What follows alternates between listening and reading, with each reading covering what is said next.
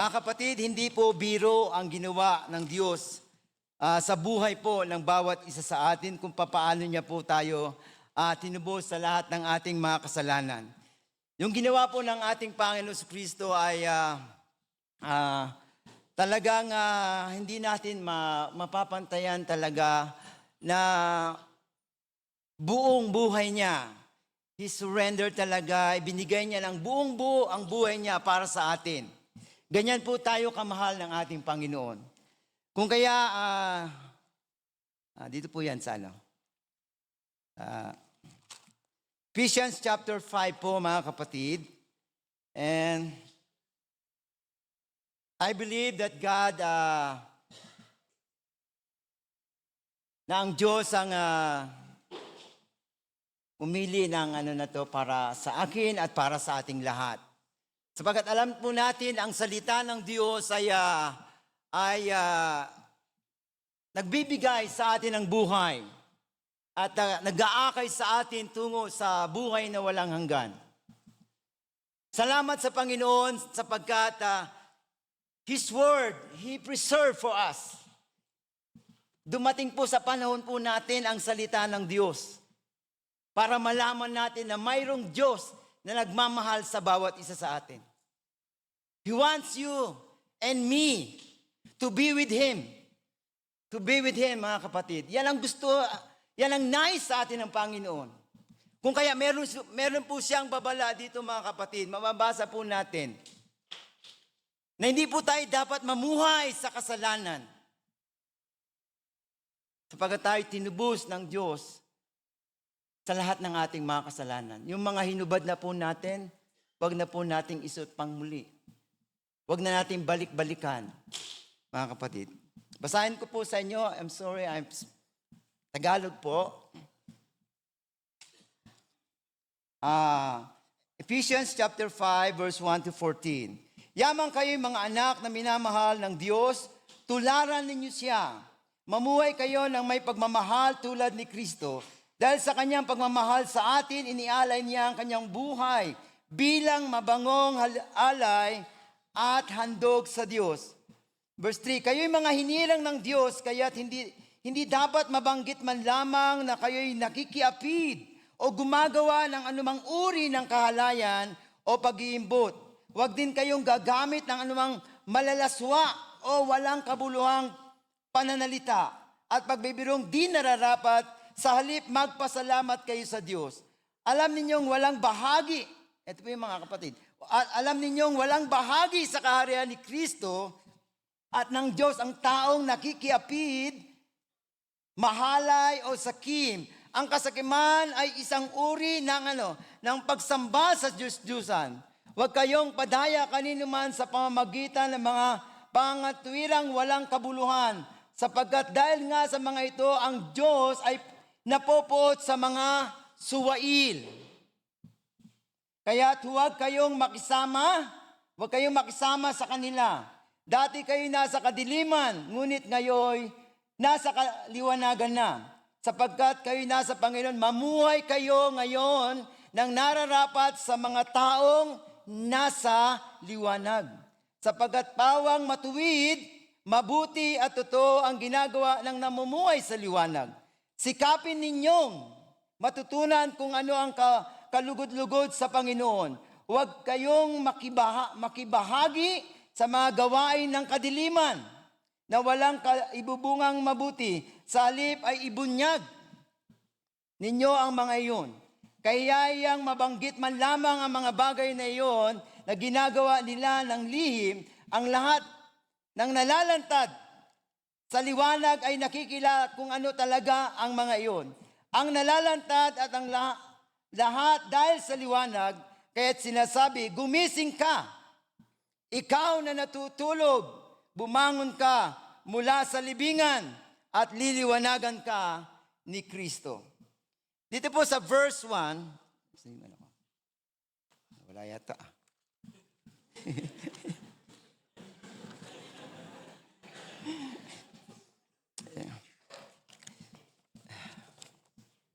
The reminders po sa atin, no, we are earthen vessels of God. Used by God. And you know, the temple of God is you, is us. And the Spirit of God dwelleth in us. And the temple of God is holy. And the temple of... tayo po yan mga kapatid. Tayo ang templo ng banal na Espiritu ng Diyos. Kaya hindi tayo dapat mamuhay sa kasalanan. Sabi po sa verse 1 and 2, walk in love. Walk in love. Mamuhay tayo na may pag-ibig. Sapagkat kung tayo po ay namumuhay na may pag-ibig, hindi po tayo mamumuhay sa kasalanan. Sabi ni Lord, if you love me, keep my commandment. Kung ako iyong iniibig, tutuparin mo ang aking mga utos. Ang Diyos, ibinigay niya sa atin ang salita na yan upang ipaalam sa atin kung gaano niya tayo kamahal. Binibigyan tayo ng warning ng ating Panginoon. We do not abolish the law of the Lord. The law of the Lord is perfect. Kailangan natin ang kautusan ng Diyos. Kung meron mga tao, sineset aside na ng kautusan dahil ako ay ligtas na, hindi ko na kailangan ng kautusan. Pero kailangan po natin ng kautusan. Paano po natin malalaman kung ano yung kasalanan natin nagawa? Kaya sabi niyo, if you love me, keep my commandments. Patuloy po tayong ibigin ng ating Panginoong Diyos. It's the love of God that lead us to repentance. Ang pag-ibig ng Diyos ang siyang nag-uudyok sa atin upang tayo ay magsisi kung ano man ang kasalanan na ating nagawa. Kung ano man kasalanan na ating nagawa o nagawa natin sa ating kapwa. Kung nakagawa tayo ng kasalanan sa harap ng ating Panginoong Diyos, lihiman o hayag ay alam po ng ating Panginoon. There's nothing hidden in the sight of the Lord. Everywhere you are, God is there. Because God is with you. You are the temple of the Holy Spirit. And we are the light of the world. We are the salt of the earth. Ano mo, yung light, pag sinisindihan, ilawan, pag sinisindihan yan, nilalagay po yan, tinatago sa ilalim. Ay, hindi po. Nilalagay talaga yan. Kita niyo yung, nakita ko yung mga ilaw dito, hindi nakalagay sa sahig. May purpose kung bakit sa taas nilagay yan. To expose what is hidden. Don't you know na ang heart natin nakikita ng Diyos? Kaya kung ano yung kasalanan na nagagawa mo at nagagawa ko, repent mga kapatid. Magsisi po tayo. Huwag nating gawing lisensya yung na ligtas na ako. Dahil alam ko naman, pag nagkasala ko, patatawarin ako ng Diyos. Dahil mahal na mahal ako ng Diyos. Kapatid, for the wages of sin is death. There's no such thing, venial sin or mortal sin. Sin is sin, and sin leads you to death. No to sin, and yes to God. Mga kapatid, tayo mga Kristiyano, no to sin and yes to God. Because you are forgiven. We are forgiven. Be proud that we are a Christian. We are followers of Christ. We are not followers of the world. Hindi tayo kumokopya o imitate sa takbo ng sanlibutan. Mapapahama po tayo, mga kapatid. I think Paul said, imitate me as I imitate Christ. Follow me as I follow Christ. Who you follow today? Sino ba ang sinusundan natin? Sino ba ang kinokopya natin, mga kapatid? Alam ng Diyos kung sino tayo sa harapan niya. Kaya nga, I like the theme of this conference, walk the talk. Hindi lang tayo tagapakinig ng salita ng Diyos. May God help us to apply His word in our lives. Sa buhay po natin. Because one day, if we continuing following the Lord, we will in heaven. Tayo po ay makakasama po natin ang Diyos na nagbigay ng buhay sa atin, yung Diyos na nagligtas sa atin ng buhay. Mga kapatid, mahal ka ng Diyos, mahal ako ng Diyos. Kaya walk in love. Walk in love. Patuloy tayong hilingin. Lord, linisin mo ang aking puso. Oh Lord, bigyan mo ako ng bagong puso, Panginoon. Pusong masunurin, Panginoon, sa iyong mga salita.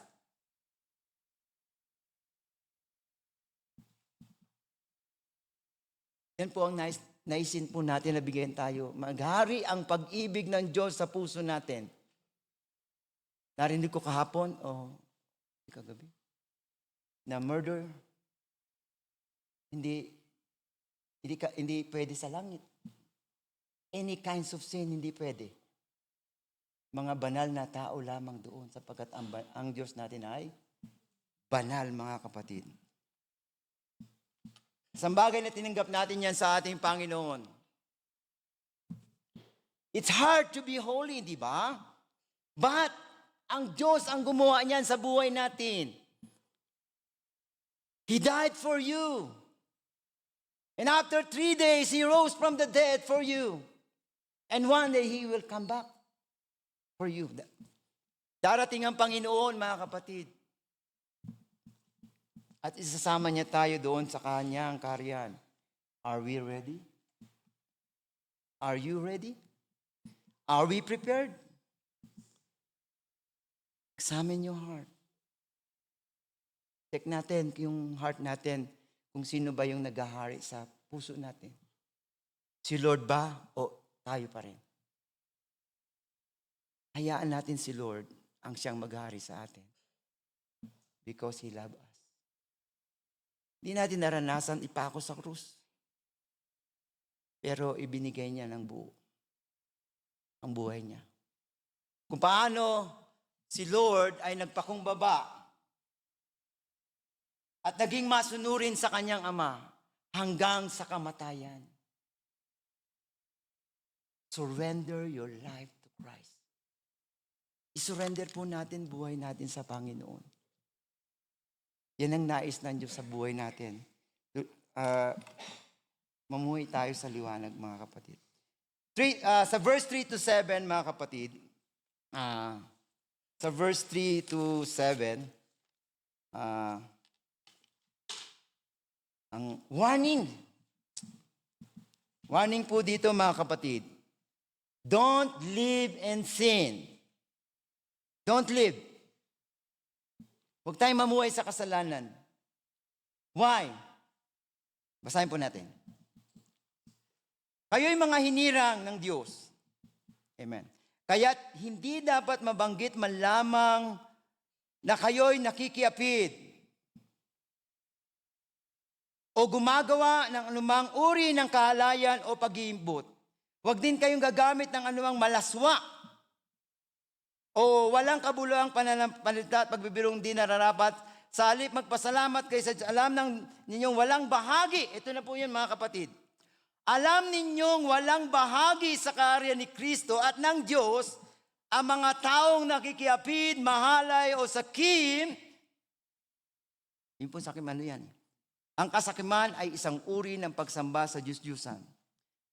Huwag kayong padaya kanino man sa pamamagitan ng mga pangatwirang walang kabuluhan sapagkat dahil nga sa mga ito, ang Diyos ay napopoot sa mga suwail.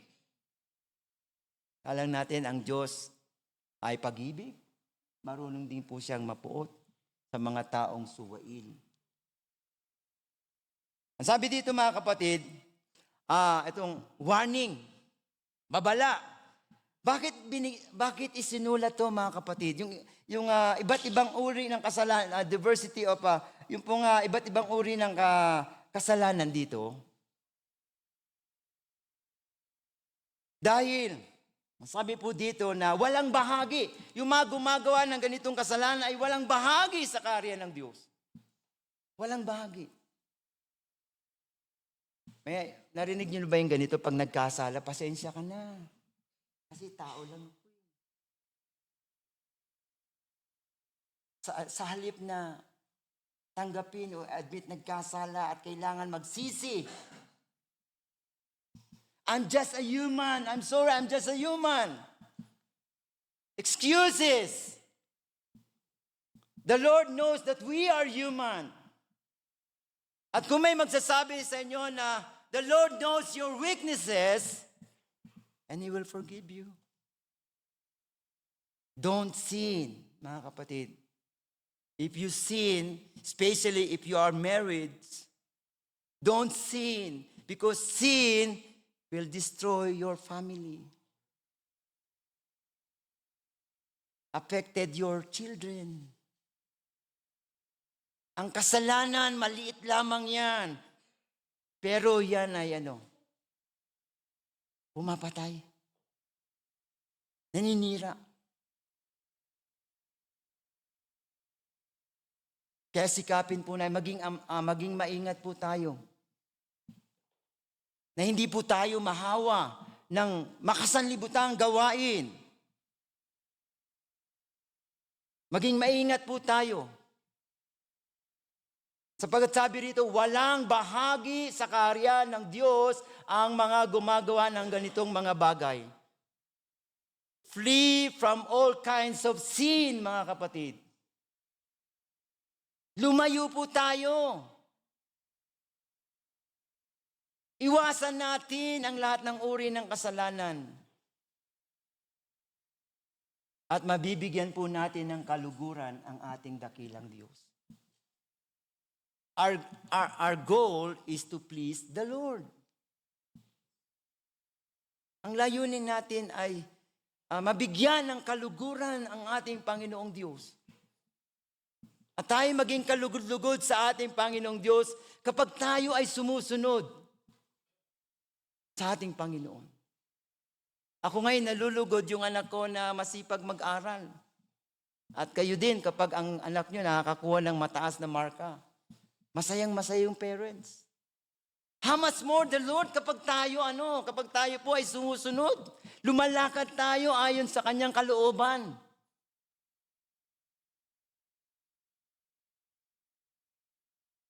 Pagpapalain tayo ng Diyos. Spiritually, blessings. Alam niyo mga kapatid, ang pinakamasayang araw na tinanggap mo noong tinanggap mo si Jesus. Yung tinanggap mo si Jesus sa puso mo, yun ang malaking bagay na nangyari sa buhay mo. He loves us, mga kapatid. Kaya wag natin sikapin na tayo magkasala, wag nating, don't pursue righteousness. Wag po yung kasalanan sapagkat ay wawasakin po buhay natin yan. Don't conceal your sin. Ano ba yung mayroong salitang word na, tama ba ako, harbor? Or don't harbor your sin. Gaano man tayo kagaling magtago ng ating mga kasalanan, sa mata ng Diyos, di po tayo makaliligtas. Kitang-kita po tayo. Mayroon na pong CCTV, di ba? Pero nauna po si Lord. Yung hindi nakikita ng CCTV, nakikita po ni Lord. Iniisip pa lang natin, alam na ni Lord. Gusto ba nating malaman kung ano laman ng puso natin? Narinig ko ito kagabi, from the abundance of the heart, the mouth speak. Kung ano laman ng puso natin, yun ang lalabas sa bibig natin. Kaya, yung mga words, mga bad words, sisi po tayo. Magpalinis po tayo sa Panginoon. Gusto ba natin gamitin tayo ni Lord, mga kapatid? Magpalinis po tayo. Hindi po tayo gagamitin ng Panginoon kung may kasalanan. Hindi tayo makakatayo sa pulpito kung may kasalanan hanggat hindi tayo nagsisisi. Because our Holy Father, our God, is holy. He is holy. Banal ang ating Panginoon. That's why He said, "Be ye holy, because I am holy." God said, sinabi po yan ng Panginoon. Huwag natin itataas ang ating mga kamay kung meron pang kasalanan. You are leaders in the church. Magpalinis po tayo sa Panginoon. Tayo nga, gagamit pa tayo ng maruming plato? Bago kumain? Anong gagawin natin? Kung merong malinis na plato, yung gagamitin natin. Hindi natin gagamitin yung marumi. Diba? Kung marumi, lilinisin. Kailangan natin magpalinis sa Panginoon. Because we are earthen vessels of God. We are the temple of God. Amen? Praise the Lord. Basahin ko po sa John chapter 8, verse 12. Kung nakita oras. Muling nagsalita si Jesus sa mga tao, sinabi niya, "Ako ang ilaw ng sanlibutan. Ang sumusunod sa akin ay magkakaroon ng ilaw sa kanyang buhay at di nalalakad sa kadiliman." Hindi nalalakad. Why? Because Christ is in you. That's why we are Christian. We bear the name of Christ every day. Daily. Kaya kung may kasalanan, repent. Sisi po tayo. Daily. Every morning. Daily. Because our God is holy, mga kapatid. Ako ang ilaw ng sanlibutan, ang sumusunod sa akin ay magkakaroon ng ilaw sa kanyang buhay. Di nalalakad sa kadiliman. Sa John chapter 8, verse 31 to 32. Am I a true disciple of Christ? Are we? Sabi po dito. Sinabi naman ni Jesus sa mga Hudyong naniniwala sa Kanya, kung patuloy kayong susunod sa aking turo, kayo nga'y tunay. Kasi may peke eh. Naalala ko naman yung pera. Yung dollar. Yung perang, dollar account. Ba? Yung dollar na kung saan, yung tunay na pera pala, yung tunay na pera, hindi na pinag-aaralan yung peke eh. Ang pinag-aaralan na yung tunay na pera para malalaman agad ng cashier kung talagang kung tunay o hindi. Dahil alam niya ang totoong pera. Okay. Kayo nga'y tunay na mga alagad, sabi niya. Makikilala ninyo ang katotohanan at ang katotohanan ang magpapalaya sa inyo. Jesus said, "I am the way, the truth, and the life." Jesus is the truth. Diba? He is the way. There's no other way to go to heaven. Only Jesus. Diba? Jesus said, "I am the way, the truth, and the life."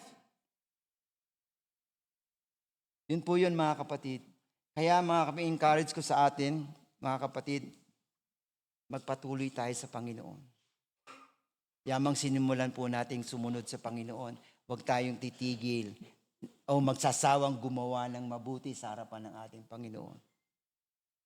Because one day, pagpasok natin, mga ganito marinig na, "Well done, my faithful servant." Well done, my faithful servant. Mga kapatid. Okay. Ano ba ako? Sabi po rito sa kaya't huwag kayong makikisama sa kanila sa verse 7.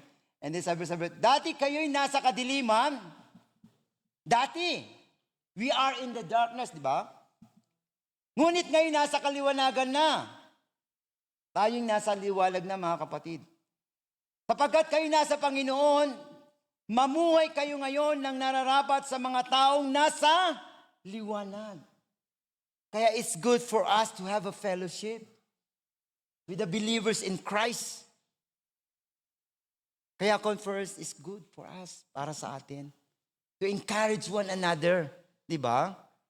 Hindi naman tayo naghahatulan sa bawat isa. Kundi encourage one another na tayo po ay magpatuloy sa takbuhan hanggang makuha tayo sa finish line, mga kapatid. At tutulungan po tayo ng ating Panginoon. Sapagkat pawang mabuti, matuwid, at totoo ang ginagawa ng namumuhay sa liwanag. And what? Yung pong sa the fruit of the Spirit. Ano yun? God, yung goodness, righteousness, and truth. Yun po yung the attributes of God, yung pag-ibig, or love, and then goodness, righteousness, and truth. Dapat makita po sa ating buhay yan. Yun po yan sa Galatians chapter 5 verse 22, following verses, the fruit of the Spirit, nawa, taglay po natin yan sa buhay po natin. Because we are the temple of the Spirit of God. Ang unang bunga, the fruit of the Spirit, hindi the fruits, kundi the fruit, singular. Na kung saan ay pag-ibig. Dahil pag may pag-ibig ka sa iyong kapwa, di mo siya gagawa ng masama. Kaya tinuturuan tayo ng Diyos na magmahal. Sabi nga niyo, if you love me, keep my commandments. Pag mo lang isantabi ang commandments ng Panginoon. Sapagkat yan po yung guide natin sa buhay. Tungo sa buhay na walang hanggan. Mahal po ba natin, Panginoon? Amen! Amen, mga kapatid. Continue po tayo. Continue. Pero po sa mga wag po natin tularan yung mga taong persistent sa kasalanan. Ang hantungan ay kamatayan doon sa dagat-dagatang apoy. Kaya blessed po tayo mga kapatid, tayong mga Kristiyano. Alam niyo pa bakit? Makikita natin ang Diyos na tumubos sa lahat ng ating mga kasalanan. Ang Diyos na lumika sa atin ng buhay. Sikapin ninyong matutunan kung ano ang kalugod sa Panginoon. Sikapin po natin. Kamusta buhay mo, kapatid? Kamustahin natin buhay natin? Tayo po ay nagbibigay ng kaluguran sa Panginoon. Ako ba ay kalugod-lugod sa paningin ng Diyos? Alam ng Diyos, yan mga kapatid. Kung meron tayong ginagawang mali, magsisi. Magsisi po mga kapatid. Because sin leads you to death. Huwag kayong makikibahagi sa mga gawain ng kadiliman na walang ibinubungang mabuti. Sa halip ay ibunyag ninyo ang mga iyon. Speak the truth. Huwag tayong umayon. Alam naman natin mga may nagpaparada yung pride. Pride ba yan? Pride. P-R-I-D-E. Pride. Ayaw ng Diyos yan. Gusto ng Panginoon humble. Kapag tayo ay nagpapakumbaba, itataas tayo ng Panginoon. Our great Lord, His name is Jesus Christ. Siya po ay nagpakumbaba sa kanyang amang nasa langit hanggang kamatay. Yan sa krus, mga kapatid. Followers of God, mga kapatid, sumunod po tayo sa Panginoon. Kaya yamang banggit man lamang ang mga bagay na ginagawa nila ng lihim, ang lahat ng nalalantad sa liwanag ay nakikilala kung ano talaga ang mga iyon. At nalalantad ang lahat dahil sa liwanag. Kaya sinabi, gumising ka, ikaw na natutulog, bumangon ka sa libingan at liliwanagin ka ni Kristo. May mga tao ay lumapit sa liwanag. Bakit? Kasi natakot sila ma-expose kung ano sila. Ngunit mapalad ng mga taong lumalapit sa liwanag, sa ating Panginoong Hesus. Yung mga tao na handang magsisi, handang umamin at tanggapin ng ating Panginoon bilang Diyos at Panginoon at tagapagligtas ng ating buhay. Okay, manalangin po ako. Panginoon, marami po salamat sa salita mo na nagbibigay sa amin ng buhay, Panginoon. Tulungan mo po kami, O Diyos, na maging masunurin sa iyo, Panginoon, sa iyong mga salita. Lord, tulungan mo kami na hindi kami mahawa ng makasanlibutang gawain, Panginoon. Fill us with your Holy Spirit, O God. In Jesus' name, amen. Praise the Lord. God bless you all, mga kapatid.